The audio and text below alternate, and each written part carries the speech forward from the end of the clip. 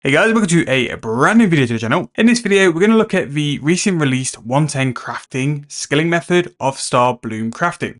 So what we're going to do is start from the base where we can actually grow the Starbloom flower, make it into cloth, and then give it a little try on the base set to see if we can make some decent profit with it. Now, the main account does need to do a full +5 set of Starbloom for actually doing comp stuff. So we'll probably do that in another video to see if crafting this to +4 or +5 is worthwhile doing.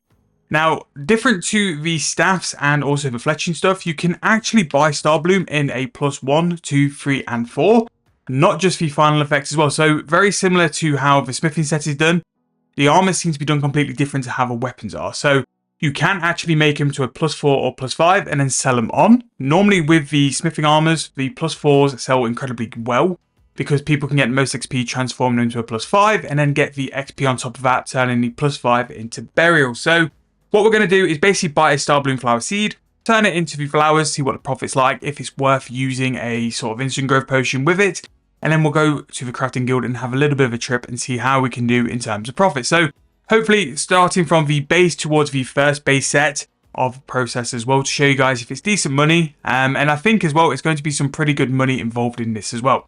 So the Starbloom flower is going to start at a price of, and we can just do a lot of price checks. So this will be recorded on the date's release, so all the prices are relevant. And to start off, very cheap in terms of a Starbloom flower seed. That sold like 12k under mid price. Now, whether that's because there's a lot of it on the Grand Exchange, but it's quite a big drop. So as you can see there, 15,000 coins on the low end, 21k for an instant sell. So let's see if I've got some in the bank, and then I might actually buy a decent amount of those because they are very, very cheap. Now, to farm the flower, you're going to need the Starbloom flower seeds along with a battle staff. So a battle staff is going to be needed for this. Now, something I would say going forward, if you're someone who does your herb run, and over the next couple of weeks, I'm going to get a brand new video of my herb run because it's changed a little bit with the introduction of Starbloom flower seeds. You should include these in all your flower patches because they are just going to make so much more profit. You're going to be doing a herb run anyway, and most of the herb spots do have a flower patch. It's just going to be a way for you to make some more money from doing farming. The Starbloom flowers really added some profit onto farming, so definitely get them done in your farming runs as well. And I'm hoping to include these on 7-day bonds, sort of like standard run. In terms of the daily run, if you include things like Starbloom flower seeds, it can just add that couple extra mil to pay for things like membership if you are looking to do it that way, or it can be some extra cash to go spend on skills or armors or whatever you guys decide. So I'm just going to go and quickly buy a instant growth potion, and again, this is what you can buy with your player own farm beans. If you haven't seen the video where I can show you guys, this is a way for you to go and sort of farm your instant growth beans, pardon the pun. With the advanced time spell, you can actually grow a set of dragons extra per week, and you can sell them at adolescent form, and that just means you're going to make some extra beans per week, which you can then spend on these potions. But I do think we are due another video regarding the instant growth potions, seeing what items are best. I think there's been a lot of changes in things like the price of herbs, the price of seeds, so it could be worthwhile just having a little bit of a look. So what we're going to buy is the leafy one, and for 1k beans we can go and throw this in and it will instantly grow as well. And I do think that it's a great way to sort of bring value to player-owned farms. Yes, the XP is insane, it's really, really good.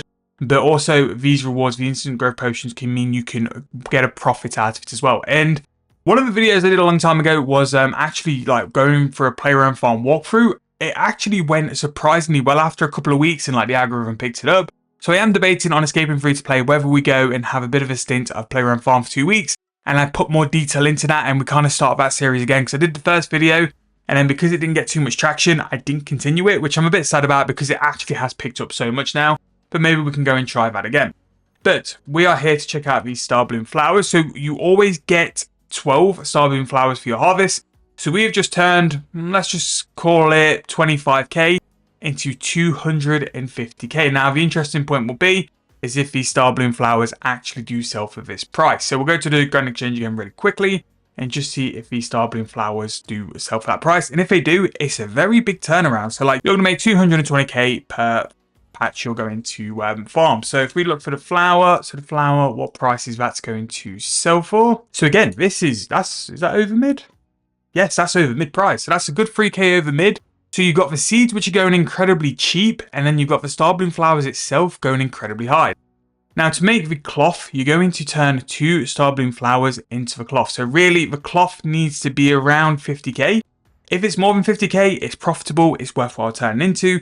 And I'm going to show you guys very soon the best place to actually go and craft it, because it's not in the crafting guild in my opinion.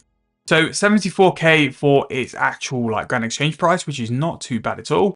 And it's actually going to sell for 70k. So this bit's a little bit below its mid price. So if we try and find out what the lowest price is, we're going to come in for a price of 65k, which again, it might be profitable depending on what the Starbloom set's going to sell for you to actually buy your Starbloom cloth. But there does seem to be a lot of profit turning the seed into the flowers, which I think will probably make it worthwhile doing. It might be the case where you just include this on your herb run, you don't use the instant growth potions, and you just build up your Starbloom flowers, and then when it's time, you just turn them into cloths and then sell them at that point as well. So you can make a decent amount of profit anyway. So 50k is what we got both flowers for. So 2 flowers to 1 cloth. And at the absolute worst, you're going to make 16k each. Now the wiki says you can roughly make about 600 cloths per hour, which is going to be at absolute minimum 9 mil GP profit per hour, which is very, very good actually. And possibly something that you could do on the side, like 7-day bond for example, white AFK on the side. Could quite happily go and just turn flowers into cloths and make a very big chunk of cash while doing it as well. Especially if you're doing something you want to AFK, it can be a really, really good method. Now, where I've turned most of my flowers into cloth is actually been in Fort Free. If you have access to the Ranger's Workroom, which you're going to need Dead and Berry to be able to have available, you have the bank right next to the spinning wheel, which will be able just to spin nice and quickly going back and forward to the bank. So if you have the Ranger's Room available, as you can see here, we've got the spinning wheel right next to the bank. Really, really nice. And I just think this is better than the crafting guild. We'll have to go and make all of our cloths in the crafting guild or somewhere where there's a decent loom. To be fair, Burthorpe's got a pretty good one as well. But that's where we're going to go and turn it to cloth. But for me, running back and forward to a bank to turn the flowers into thread, this is by far the best one.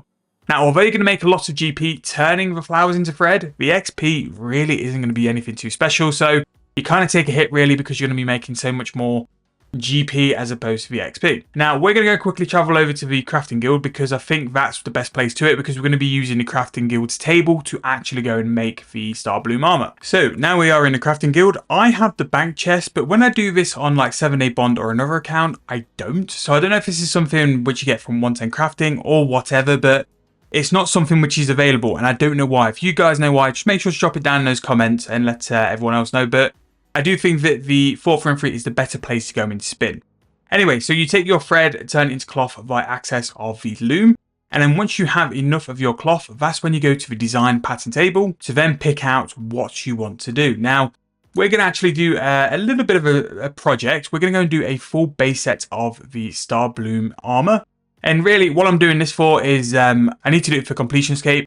What I like is you can actually just like get a full set lined up, and very similar to like the smithing way, you just will go from one to the other. So once you completed one, you just move on to the other.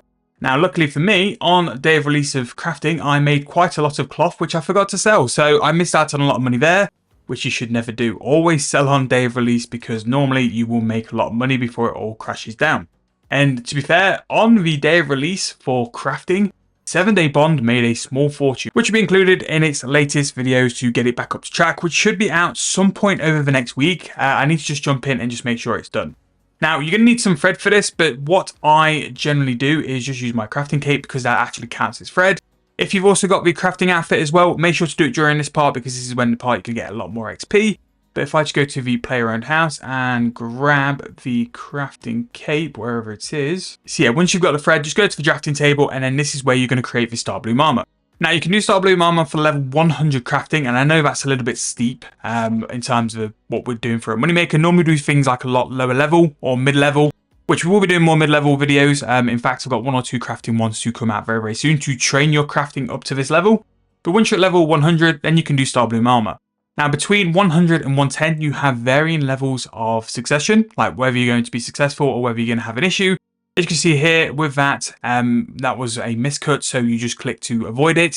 But there is a chance you might have to go to the repair table just to fix something which isn't successfully done. So once you do the drafts, after that's done, you then craft it onto the tailor's dummy to then complete the armor set. So what I'm going to do, just so you guys don't have to see this bit, we're going to rush through this and then come back afterwards, because the point of this video was to see that can Starbloom crafting be profitable both at growing the flower, turning the flower into thread, and then turning the thread into cloth, and then finally the cloth into the armor set? At what point do you skip? What point do you not do it? So I'm going to finish till this is the finished base set, and then we'll go and throw it on a Grand Exchange, and then we'll go and wrap the video up because we are getting a little bit on in terms of video time. So there we go, the full Starbloom outfit is crafted.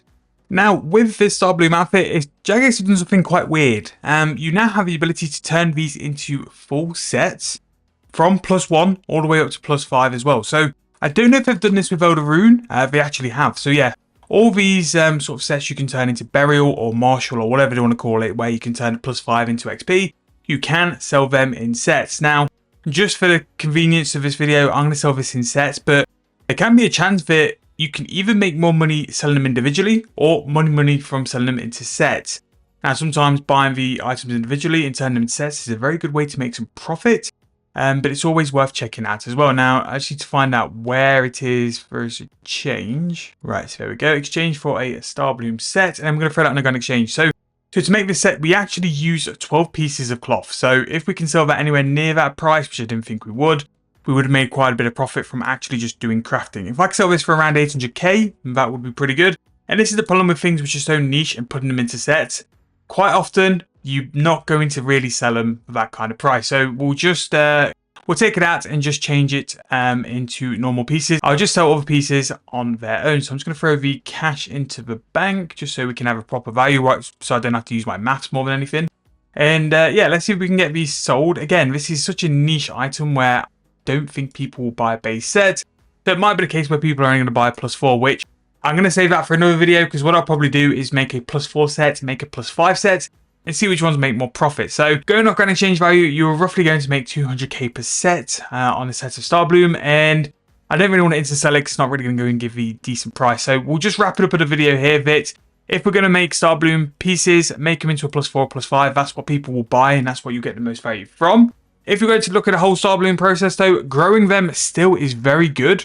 I'm going to do a couple of herbs in a different video along with Starbloom flowers to see what's the best use of your instant growth potions, but with this one seed and with one potion, you're roughly going to make about 220k, which is very, very good. It's only when you're going to start using things like the dwarven tools, the auras, and all that sort of stuff in the juju potions that you could really outperform this with herbs. So that might be a nice little fun video we can do, and probably throw in God Grapes as well, see what God Grapes do in terms of performance. But that'll be one we'll do a little later on, and a brand new herb run video as well for 2025, because it has changed up slightly compared to the last year. And yeah, turning the flowers into cloth, again, 9mm, but the wiki says 18, but again, it depends on prices and what you can get it for. The flowers being slightly above mid kind of hurts that a little bit as well, but still a very good method, still very good way to do crafting as well. And I think it's more of a case of very similar to how Rune is.